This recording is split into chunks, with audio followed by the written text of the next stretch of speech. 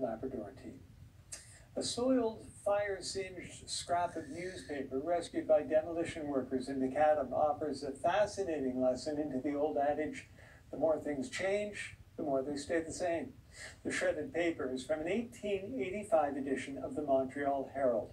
It was discovered by contractors tearing down a disused church in Macadam, and according to Dave Essenza, it tells a story that sounds remarkably familiar.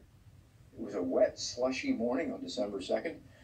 We had a bit of snowfall here, and the grounds were not real nice, but Dale was awaiting a load for his truck, and he literally stepped out and looked down into the mud and slush, and lo and behold, he saw words on a piece of old, burnt, charred newsprint that discussed vaccinations for school children, and more or less looked at me and he said, "What do you think of that?"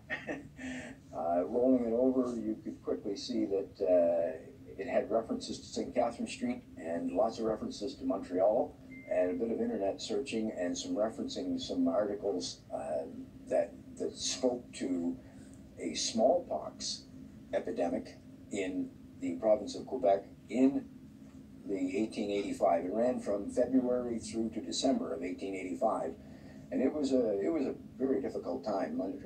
Quebec, there was 6,000 people killed with smallpox, 3,000 in Montreal alone, 13,000 were left with all kinds of deformities.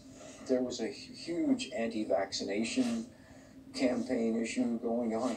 What this article is about a vaccination program for children 136 years ago, and what is going on in our province of New Brunswick that very same week of early December, in that we were also starting vaccinations for school-age children exactly the same timeline. Yes, with COVID, obviously, thankfully not smallpox, but the interesting part of this is that the church burned in 1904, a large section of the church.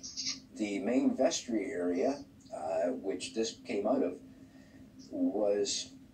it survived that first fire in 1904, rebuilt, and then in the 1940s, it burned again.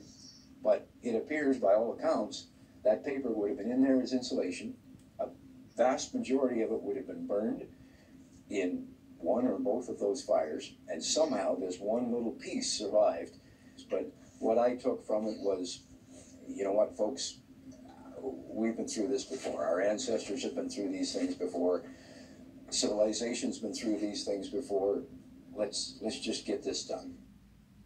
Quite a story. That's Dave Essenza. He's a retired contractor from St. John. All right, we have a break here. When we come back,